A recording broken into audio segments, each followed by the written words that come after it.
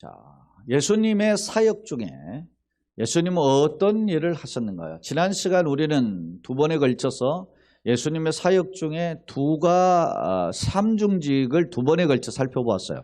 예수님의 삼중직이 뭐였죠? 선지자직, 제사장직, 왕직이, 이것을 소위 삼중직이고, 이러한 삼중직의 모델이 구약에 있었어요. 누구죠? 사사입니다. 사사. 그러니까 선지자는 하나님의 말씀을 대언하고 가르치고 깨닫게 하는 선포자로서의 삶. 제사장은 백성과 하나님 사이에 막힌 담을 헐고 그렇게 화목하게 하는 중보자의 삶입니다. 왕직은 그런 백성들, 흐트러진 백성들, 연약한 백성들 돌보고 이끌어가는 분임을 알 수 있어요. 예수님이 이러한 삼중직을 가지고 사역을 하셨다 하면 이제 예수님의 가장 중요한 사역이 뭡니까? 그리스도의 속죄, 죄를 용서하시는 사역입니다. 죄를 용서하시는 사역임에도 불구하고 그 사역은 어떤 특징이 있습니까? 대속. 우리의 죄를 용서하시는데 어떻게 용서하십니까? 자신의 몸을 대신 주심을 통해서 용서하시는. 그게 속죄예요. 속죄라는, 그래서 대속을 알려면 속죄라는 의미가 뭔지를 알아야 되거든요. 속죄에 대한 단어는 크게 히브리적인 표현으로 두 가지입니다. 첫째, 고엘입니다. 이 고엘이라고 하는 히브리어는 되찾는다, 그런 뜻을 가지고 있어요. 몸값을 주고 구해낸다, 이런 어떤 상행위적인 어떤 의미로도 있어요. 예컨대 우리가 어떤 물건을 필요하면, 돈이 갑자기 필요하면 뭐죠? 전당포에 가서 저당 잡히죠. 저당 잡히고 물건, 그거에 돈을 임시 융통했다가 나중에 가서 돈을 지불하고 전당포에 맡겼던 물건을 찾아오죠. 그런 제도가 고엘 제도라는 겁니다. 자, 그러면 이 예수님께서 예수님에 대한 예표적인 표현이 있는데, 대속적 의미를 가지고 있는데, 이게 소위 고엘 제도는 기업 무르기 제도라고도 해요. 룻기에 보면은 그 보아스가 룻의 그 소위 기업 무를 자가 되어서 룻을 자기 아내로 맞아들이잖아요. 죄를 이어서 그렇게 하는 겁니다. 그러니까 누군가의 어떤 것들을 대신 내가 갚아주고 그의 문제를 해결해주고 용서해주는 게, 그게 고엘제도예요. 그걸 구약에서는 소위 기업 무르기, 문자적으로는 되찾는다라는 뜻이지만 기업 무르기 제도다 이렇게 하고 고엘제도다 이렇게 이야기합니다. 즉 예수께서 십자가에 달려 죄값을 지불하고 우리를 어떻게 했어요? 건져주시는 거. 이게 뭐라고? 고엘과 같다라고 하는 겁니다. 자, 내 스스로는 건져낼 수 없죠. 그러니까 대신 예수님이 죄값을 지불하고 우리를 건져주신단 말이에요. 그런 면에서 예수님의 대속은, 속죄는, 속죄사역은 고엘 제도의 의미가 있다는 겁니다. 자, 두 번째 단어가 한번 또 보겠습니다. 카파르입니다. 덮다, 용서하다라는 뜻입니다. 덮다, 이렇게 죄를 덮어주셔야지 면제하고 용서해 주는 것이다 라고 하는 겁니다. 여러분, 들어보셨죠? 죄를 덮고 가리우심을 받는 자는 복이 있도다. 그렇죠? 그러니까 죄를 딱 가려서 덮어버려요. 근데 그러니까 얘는 죄가 없는 것으로 한다. 그런 의미에서 유래된 단어가 카파르입니다. 자, 죄를 없는 듯 덮어주고 면제해주고 용서해주는 단어가 이 카파르인데, 이는 과거에 죄를 어떻게 해요? 기억도 안 하시는 하나님의 사랑의 그 넓은 은혜의 표현이 카파르예요. 자, 예레미야 31장 34절 한번 같이 한번 읽어봅시다. 시작. 내가 그들의 죄악을 사하고 다시는 그 죄를 어떻게 기억지 아니하리라. 이게 그러니까 여러분, 우리는 그렇잖아요. 용서해 주거든. 지난번에 용서해 줬더니 또 그런다 막 이렇게 하잖아요. 그렇지 않는가? 이건 우리가 법적인 용어로 뭐죠? 죄를 사하고 다시 기억지 않는 거. 일사부재의 원칙과 같은 그런 겁니다. 그러니까 우리가 이런 예수님의 속죄의 의미는 고엘과 카파르의 언에서 출발한다라는 의미를 가지고 있어요. 자, 오늘은 조금 양이 지난 시간보다 좀 많기 때문에 49페이지까지 봐야 되기 때문에 좀 가겠습니다. 자, 속죄의 주체는 누구고 왜 속죄를 해야 되느냐에 대한 이야기입니다. 자, 첫째, 속죄의 주체자는 하나님이시고, 자, 속죄의 동의는 하나님의 깊으신 뜻이다. 이게 매우 중요한 거예요. 왜 그러냐? 내가 속죄받을 자격이 있어서 죄를 용서해 주면 내가 죄를 용서받는 게 누구의 공로예요? 나의 공로죠. 근데 내가 받을 자격이 없어요. 근데 죄를 용서하는 분이 누구요? 하나님이시고, 속죄의 동인, 속죄를 그 용서하시는 근거가 뭐냐? 그것은 당신의 뭐요?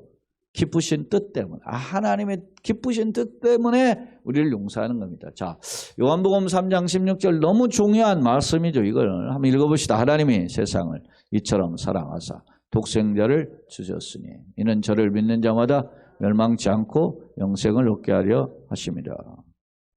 강아리는 읽는 건가? 자, 두 번째, 속죄의 필연성입니다. 속죄의 주체는 하나님이고 왜 용서해야 되는지. 자, 보세요. 속죄의 필연성은 하나님의 사랑과 공의에 어떻게 근거한다라고 하는 거예요. 자, 우리를 용서해 줄 때는 뭐에 근거해야 되느냐? 하나님의 사랑과 공의. 이걸 하나님의 사랑은 어떻게 해요? 우리를 너무너무 사랑하시는 거죠. 공의는 어떻게 해요? 죄를 미워하시는, 이게 두 개의 하나님의 대표적인 성품인데, 첫째 한번 봅시다. 하나님의 공의는 인간의 죄를 어떻게 해요? 묵과하시거나 용납하실 수 없죠. 그죠? 하나님의 공의에서 딱 보면 죄는 한 터럭도, 우리 눈에는 안 보이지만 한 터럭이라도 있으면 그걸 묵과하거나 용서할 수가 없어요. 죄에 대한 처벌이 필요하죠. 자, 저희 34장 7절에 형벌받을 자는 결단코 어떻게 해요? 면죄, 죄를 면하지 않고 아비 악행을 자녀 3, 4대까지 봉헌. 그러니까 이게 준엄한 하나님의 공의를 강조한 표현이에요. 자, 그 다음 보겠습니다. 율법에 요구하는 죄의 삭스, 그건 뭐냐? 죄를 지으면 어떻게 해요? 그 값을 지불해야 되죠. 그 값에 뭐예요? 사망이에요. 죄의 삭스는 사망이에요. 하나님은 전 그리스도 예수 안에 있는 영생이에요. 자, 죄의 삭스는 사망이었기 때문에 심판해야 되다. 세 번째, 그러면 이제 하나님의 공의 측면에서 보면 인간은 사망에 이를 수밖에 없다는 것이 결론적으로 나왔어요. 그러면 하나님의 사랑을 보면, 하나님의 사랑은 어떻게 해요? 내가 사랑을 요구해서 아니고 하나님의 일방적이고 무조건적인 사랑에서 출발해요. 하나님은 무조건적이어서 인간이 어떠한 죽을 죄를 범했다 할지라도 그를 뭐요? 용서하시는 분이란 말이에요. 그러니까 하나님의 사랑은 무슨 사랑? 무한하신 사랑, 극크신 하나님 사랑이죠. 그래서 우리가 흔히 Amazing Grace, 그렇게 하나님의 놀라운 사랑, 은혜를 이야기하죠. 자, 요한일서 4장 10절 같이 읽어봅시다. 사랑은 여기 있으니 우리가 하나님을 사랑한 것이 아니요 하나님 우리를 사랑하사 우리 죄를 속하기 위하여 화목제물로 그 아들을 보내셨다. 그럼 우리를 사랑하셔서 죄를 속하기 위해서 화목제물로 아들을 보냈다는 겁니다. 네 번째로, 하나님은 당신의 공의와 사랑을 충족시킬 수 있는 뭐요? 지혜로운 방법이 있어요. 자, 두 가지를 봐죠. 자, 공의는 죄를 미워하죠. 그냥 사랑은 죄에서 건져줘요. 근데 이 두 가지를, 양자를, 공의와 사랑을 만족시킬 수 있는 유일한 방편이 뭐예요? 지혜로운 방편이 뭐예요? 그리스도를 통한 속죄라는 거예요. 그래서 바울이 이걸 깨닫고 로마서 11장에서 집도 다 하나님의 지혜와 지식의 부유함이라 그렇게 깨닫는 거예요.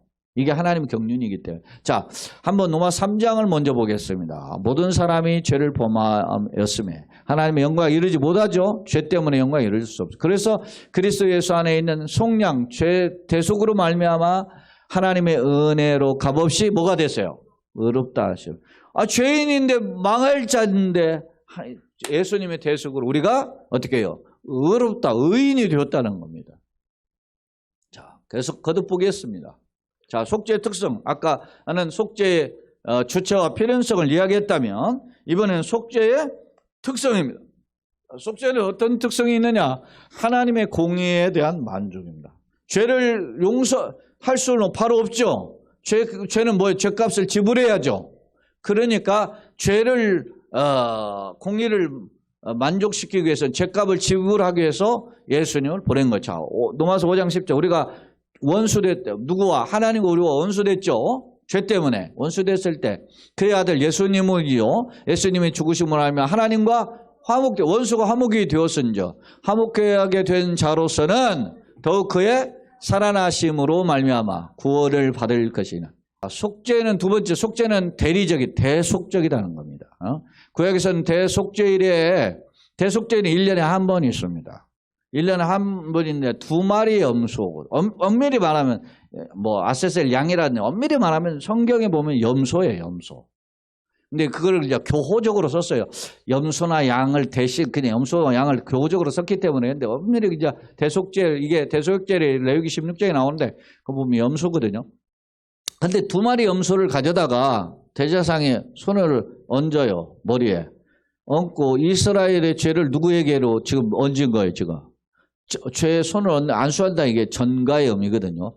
이스라엘 민족의 죄를 누구에게? 이 염소에게 전가시키는, 대신 뒤집어 쓰는 거예요. 누가? 염소가 뒤집어 쓰는 거예요. 자, 그래서 세례 요한은 예수님을 가리켜서 메시아를 엄밀히 말하면 메시아를 가리킨 말이에요. 이게 보라, 세상 죄를 지고 가는 하나님이 뭐요? 어린 양이다. 모든 죄를 지고 가는 거예요. 누구의 죄? 이스라엘 죄뿐 아니고 인류의 죄를 지고 가는 어린 양이다. 이렇게 표현했어요. 한번 보겠습니다.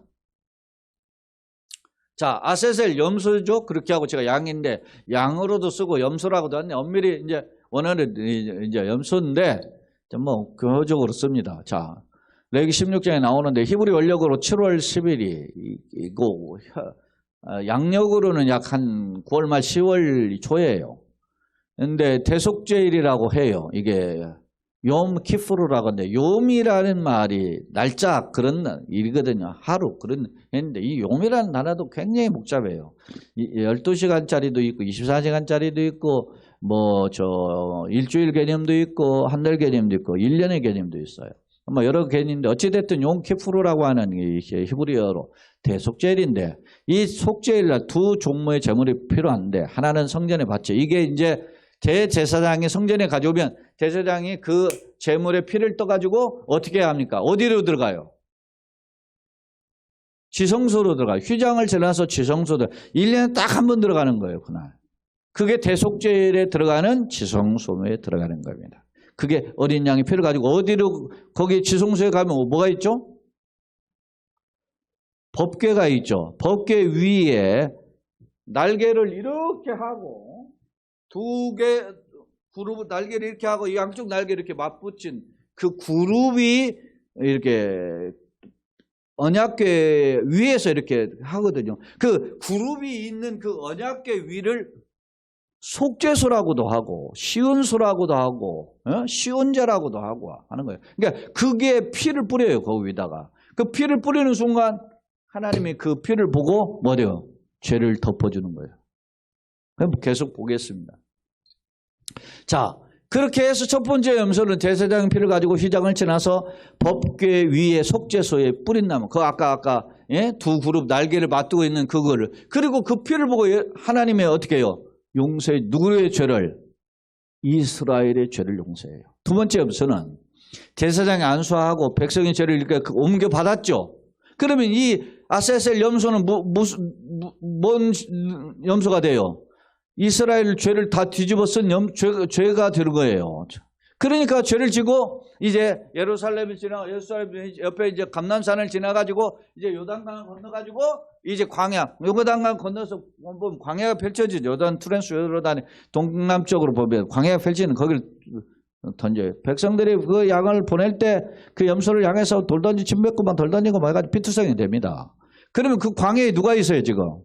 맹수들이 있죠. 맹수에 의해서 결국 밥이 되는 거죠. 이 양을 가리켜서 아세셀 염소다 이렇게 표현합니다. 여러분 많이 들어보셨죠? 아세셀 염소입니다. 자, 속죄의 범위인데요. 자, 이 중요해요. 중요해요. 로마 카톨릭 천주교죠. 로마 카톨릭 그냥 카톨릭 이렇게 표현하면 안 돼. 로마 카톨릭이라고 해야 돼. 카톨릭이라는 말은 이게 공교회라고 좋은 말이거든 이게. 근데 자기네들이 갖다 쓰니까 우리는 그랬다 로마 카톨릭을 쓰는데 천주교와 알메니안 이게 이제 기독교 내에도 소위 알메니안이 주장하는 것을 따르는 것을 알메니우스라고 하죠. 알메니안주의라고 하는데 이 사람들은 예수 그리스도 속죄를 여기 주게 거기다 여러분 언더라인 하세요. 보편적인 것으로 주장한다. 이게 즉 읽어봅시다. 같이 읽어봅시다. 시작. 그리스도는 만인을 위해 죽으셨고 하나님은 사랑이 많으신 분이기 때문에 지구상의 모든 인류가 빠짐없이 구원을 받기 원하신다는 주장이다. 이게 로마 가톨릭과 알미니안이 하는 주장입니다. 우리는 무슨 주의죠? 칼빈이즘이죠. 예? 칼빈주의란 말입니다. 그러면 칼빈주의 그런데 이 말에는 어떤 의미가 있죠? 만일 예수님 피 흘림을 통해서 인류 중 일부만 구원을 했으면 피 흘림이 얼마나 아깝겠느냐? 예? 그렇게 해서 이러한 주장은 그런데 이러한 주장을 우리는 뭐라고 불러요? 인본주의적 구원관이라고 그래요. 왜 그러냐? 한번 보겠습니다. 그 다음 화면에서. 제가 여러분이 가지고 있는 교재 간단히 지금 정리했는데, 자, 보겠어요. 그래야 그리스도의 속죄에 보면 제한적이다. 소위, 이걸 제한 속죄라. 이게 칼빈주의의 5대 교리 중에 하나예요. 제한속. 자, 이게 뭐냐? 한번 읽어보세요. 아까 그거하고 대조된 말이기 때문에 매우 중요해요. 신학적이어서 중요한데, 여기에 시간이 많이 필요한데, 이 짧은 시간에 설명하기가 어려워서 빨리 하겠습니다. 이는 예수 그리스도의 속죄의 효과가 모든 사람을 구원하기 위해 부족하다는 뜻이 아니라, 자, 중요해요. 예수님은 모든 인류를 위해 사실은 죽은 거예요. 그런데도 불구하고 왜 제한 속죄냐? 부족한 게 아니라는 거예요. 그 뭐냐? 보세요. 그리스도 피는 모든 사람의 죄를 대속하기에 뭐하다? 충분해요. 충분하다. 그러나 하나님께서 독생자를 보내시면 택하신 백성을 구원하시게 보내셨기 때문에 제한적이다는. 자, 모든 인류를 구원하기에 충분한 십자가의 보혈이죠. 근데 그 사람들이 다 믿냐? 모든 인류가 다 믿냐? 아니란 말이에요. 그 중에 어떻게 해요? 예수 믿는 사람만 구원받죠. 그래서 그러한 자를 구원하는 것을 뭐라고 그래요? 제한 속죄다. 그렇게 이야기합니다. 아까 이야기한 알비니안과 천주교는 뭐라고 그랬어요? 보편적 속죄죠. 모두 다 구원한다. 그렇게 이야기하는 거. 그러면 우리 칼빈주의에서는 제한 속죄. 자, 마태복음 1장 21절에 보면 그가 자기 백성을 그들의 죄에서 뭐라고? 구원할 자예요. 자기 백성이라고 그랬잖아요. 정해진 택한 백성이 있다라고 하는 개념을 칼빈주의자들은 정해요. 자, 제한속죄 그럼 봅시다. 제한속죄에 보면 성경적 교훈의 근거를 봅시다. 너희가 내 양이 아니므로 나를 믿지 않는다. 내 양의 개념은 누구예요? 예수님을 믿지 않기 때문에. 자, 하나님의 택한 백성의 그릇에 범죄 벗어나 있기 때문에 이렇게 칼빈주의자는 해석해요. 내 양은 내 음성을 들으며 나는 그들을 알면 그들은 나를 따른다. 이렇게 표현해요. 자, 넘어가겠습니다. 이거는 칼빈주의 5대 교리에 대한 내용은 지금도 옥신각신한 논리들인데 매우 중요한 건데 어찌됐든 오늘은 좀 간단히 합니다. 자, 13장, 사도행전 13장 48절 같이 읽어보시죠. 이방인들이 듣고 기뻐하여 하나님의 말씀을 찬송하며 영생을 뭐한 자? 주식으로 작정된 자. 이 작정을 예정의 개념에서 보는 겁니다. 하나님의 계획 속에 있던 자는 다 믿더라. 어떤 사람은 안 믿고 그러죠. 그러니까 하나님 계획 속에 있는 거예요. 자, 세상에서 안정된 자들이 예수를 영접한 것을 볼 때 우리가 우리 삶에도 보면 알죠요. 세상 속에서 다 예수 믿는 거 아니잖아요. 80억이 있는데 지금에 몇 명이 있습니까? 25억의 기독교인이 있다. 그렇다고 보면 다 어떤 면에서 보면 보편적 속죄보다는 제한 속죄에 가깝다. 이게 이제 개혁주의의 신학의 중심이에요. 자, 제한적인 건 벌써 해준다. 자, 마가복음 16장 16절 믿고 세를 받는 자는 구원을 얻을 거죠. 믿지 않는 자는 뭘 받아? 정죄를 받아. 그러니까 제한된 구원이라 말입니다. 그걸 이야기. 계시록 20장 14절 15절 사망과 음부도 불못에 던져지리니 이것이 곧 둘째 사망이죠. 그 불못이다. 누구든지 뭐해? 생명책에 기록되지 못한 자는 불못에 던져. 이게 생명책에 기록됐다라는 말은 뭐요? 제한된 구원이다. 이렇게 이야기하는 겁니다. 제한 속죄다. 근데 앞서 보편적 구원관을 이야기하는 사람은 뭐예요? 너 예수 믿으면 구원받아. 네가 노력하면 구원받아. 네가 믿으면 너의 결정이 달려있어. 이런 식으로 이야기하다 보니까 이런 보편적 구원관이 확대된 개념이 있어요. 근데 이걸 완벽하게 딱 가르지 않고 성경에 보면 이런 부분에 강조점이 많이 있는 데가 있고 이런 부분이 강조점이 많이 있는데 이런 게 있음을 우리는 알 수 있어요. 그건 이제 좀 더 깊이 다룰 때 할 수 있는 부분. 교재를 한번 다 같이 한번 보겠습니다. 아사셀 염소의 최후라고 레위기 16장 소개해 있죠. 거기에 보면 자 중간 한 위에서 한 10번째 줄 가까이 보면 대제사장 성소에 들어간 백성들이 밖에서 초조하게 긴장 속에 제사장이 나오기를 기다린다 그랬죠. 숨막히는 순간이 지나고 대제사장 발꿈치에 매달아 놓은 방울 소리가 울리면 밖에서 그 결과를 기다리던 백성들이 일제히 일어나 할렐루야 외치면 춤추기 시작한다. 그러면서 거기에 가로로 돼 있죠. 만일 방울 소리가 울리지 않고 시간이 지체되면 그 대제사장은 저주를 받아 죽은 것으로 간주돼요. 몸에 메고 간 끈을 밖에서 잡아당김으로 시체로 끌어나오게 되며 그 한 해 동안 백성들은 속죄 못 박은 저주와 고통 가운데 비참한 세월을 보내야 한다. 이렇게 써 있죠. 이거는 제가 예전에도 이 책의 내용을 읽고 그대로 이제 설명한 적이 있는데 제가 최근에 구약성경의 모세오경을 연구하다 보니까 이 주장이 잘못됐다라는 것을 알게 되었어요. 특히 제가 제 친구이면서 구약학 박사이면서 교수인 김경렬 박사의 성막의 세계 이 책을 통해서 제가 한번 했는데 이분은 인포메이션을 정확하게 제공했더라고요. 뭐라고 써있느냐. 이러한 내용에 대해서 누가 연구했냐면 유대교의 학자인 루널리라고 하는 사람이 이 연구를 했는데 이 루널리가 성경은 물론이고 유대문을 전부 다 조사를 해봤어요. 그랬더니 루널리가 살펴보니까 대제사장이 발꿈치에 방울을 매달고 들어가가지고 뭐 죽고 밧줄을 잡아당겼는데 이런 기록이 유대의 문헌과 이 성경의 근거에 볼 때 없다는 거예요. 그래서 제가 이 누널리라는 사람이 글을 읽어보고 깜짝 놀라가지고 그 성막의 세계 소개했더라고. 그래서 그 내용을 살펴보니까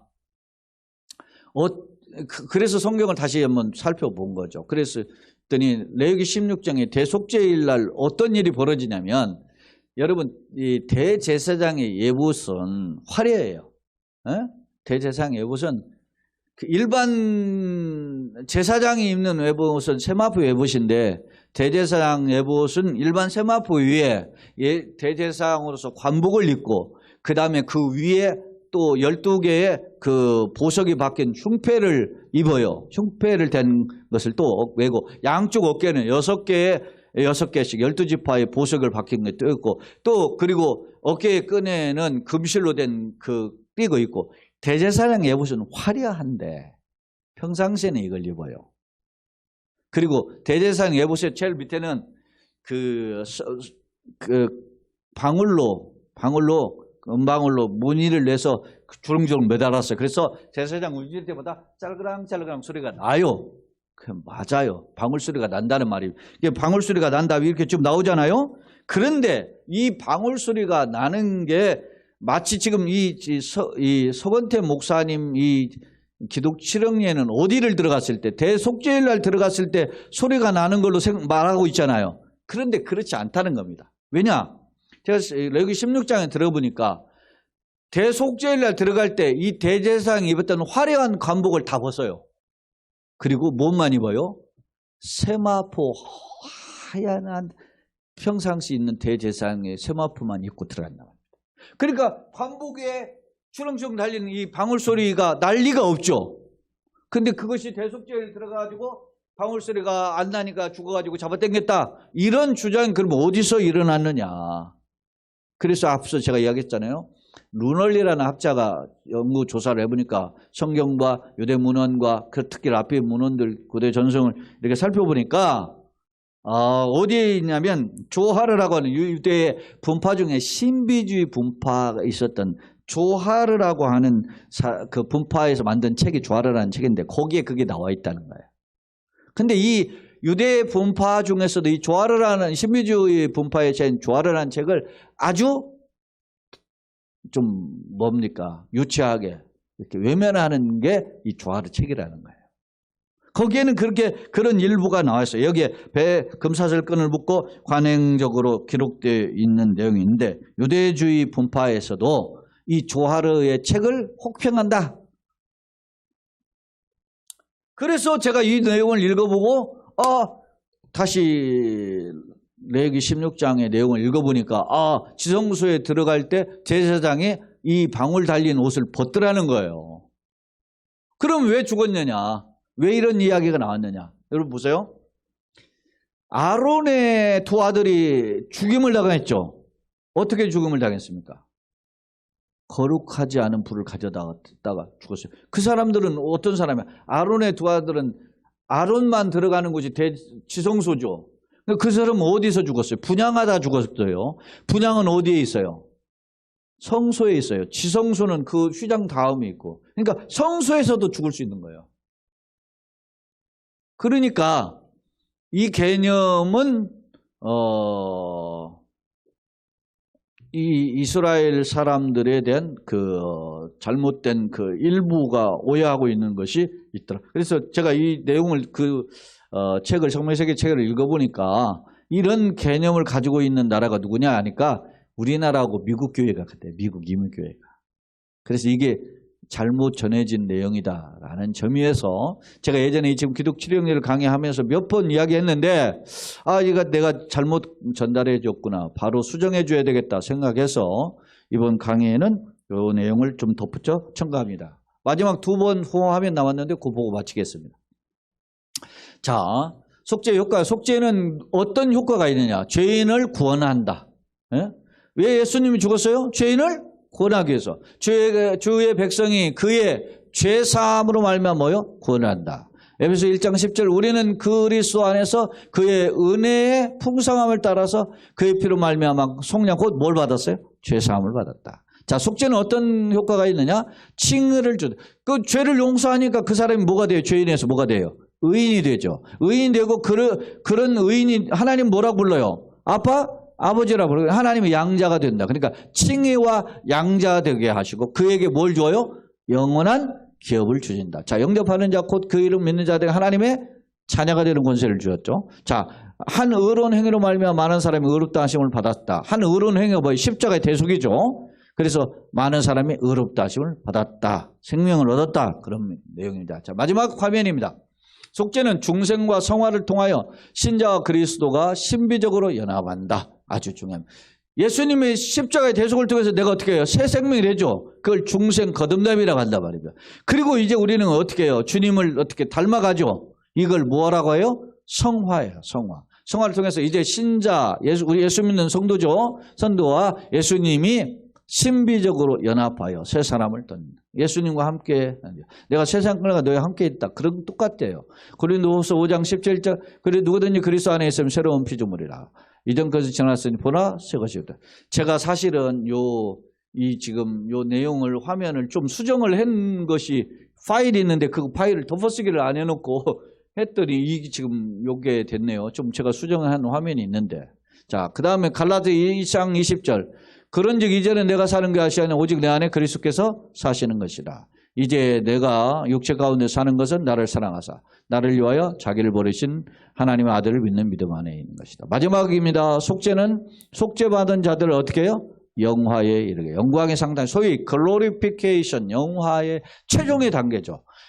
미리 정하신 택정이죠. 그 다음에 그걸 부르셨죠. 소명해줘. 부르신 그들을 의롭다 칭해줘. 의롭다 하신 그들을 이제 결국 어디로 들어가게 해요? 영광의 상태에 들어가게 해요. 영화, 글로리피케이션이라는 거죠. 이르게 하신다. 누가? 예수 그리스도의 되속의 능력입니다. 자, 이러한 내용을 좀 제가 빠른 시간에 조막간성격으로 살펴보았지만 여러분들이 한번 영상을 올려지는 이 카테키즘 세미나 오늘은 16번째 강의인데 시청하시고 또 한번 다시 한번 새겨보시기를 바랍니다. 기도드리겠습니다.